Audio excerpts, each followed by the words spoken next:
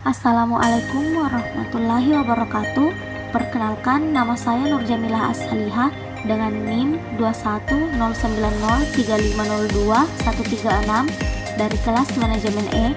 Pada kesempatan kali ini, saya akan menjelaskan secara singkat mengenai materi variabel costing dan laporan tersegmentasi yang telah saya rangkum pada materi yang telah dibawakan oleh Ibu dosen pengarang, yaitu variabel costing.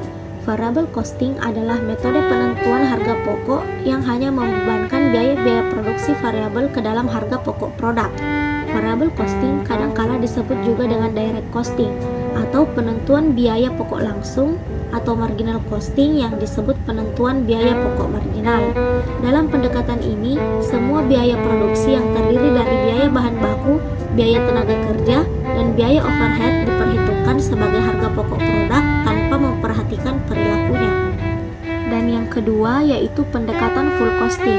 Dalam pendekatan ini, semua biaya produksi yang terdiri dari biaya bahan baku, biaya tenaga kerja, dan biaya overhead diperhitungkan sebagai harga pokok produk tanpa memerhatikan perilakunya. Dalam akuntansi manajemen, pendekatan ini disebut pendekatan full costing karena menyerap semua elemen biaya produksi sebagai komponen harga pokok produknya, maka metode ini juga disebut absorption costing. Menghasilkan laporan laba rugi di mana biaya-biaya diorganisir dan disajikan berdasarkan fungsi-fungsi produksi, administrasi, dan penjualan.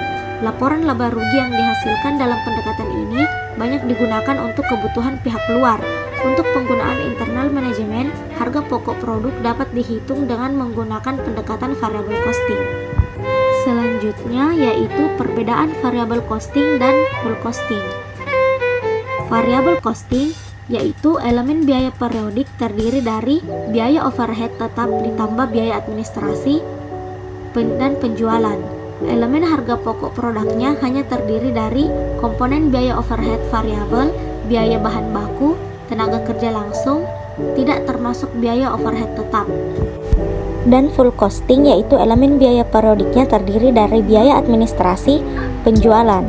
Elemen harga pokok produknya terdiri dari biaya overhead tetap, biaya overhead variabel, biaya bahan baku, dan tenaga kerja langsung. Dan yang selanjutnya yaitu laba rugi dalam full costing dan variable costing. Beberapa hal yang harus diperhatikan dari perbedaan laba rugi dalam metode full costing dan variable costing adalah: yang pertama, dalam metode full costing dapat terjadi penundaan sebagian biaya overhead pabrik tetap pada periode berjalan ke periode berikutnya apabila semua produksi tidak terjual pada. Yang kedua, dalam metode variable costing, seluruh biaya tetap overhead pabrik telah diperlakukan sebagai beban pada periode berjalan. Yang ketiga yaitu jumlah persediaan akhir dalam metode variable costing lebih rendah dari metode full costing. Alasannya adalah dalam variable costing hanya biaya produksi variabel yang dapat diperhitungkan sebagai biaya produksi. Laporan laba rugi full costing tidak membedakan antara biaya tetap dan biaya variabel. Untuk pelaksanaan manajemen pada berbagai segmentasi organisasi, pendekatan variable costing sangat baik dalam perhitungan harga pokok per unit dibanding dengan pendekatan absorpsi dalam laporan laba rugi karena dibuat berdasarkan konsep pengelompokan biaya menurut perilakunya. Selanjutnya yaitu manfaat pendekatan kontribusi. Data yang berhubungan dengan biaya volume dan laba yang diperlukan untuk tujuan perencanaan laba dapat diperoleh dari laporan akuntansi reguler. Laba untuk satu periode tidak dipengaruhi oleh perubahan-perubahan dalam absorpsi biaya overhead tetap pabrik yang berasal dari penimbunan atau kekurangan persediaan.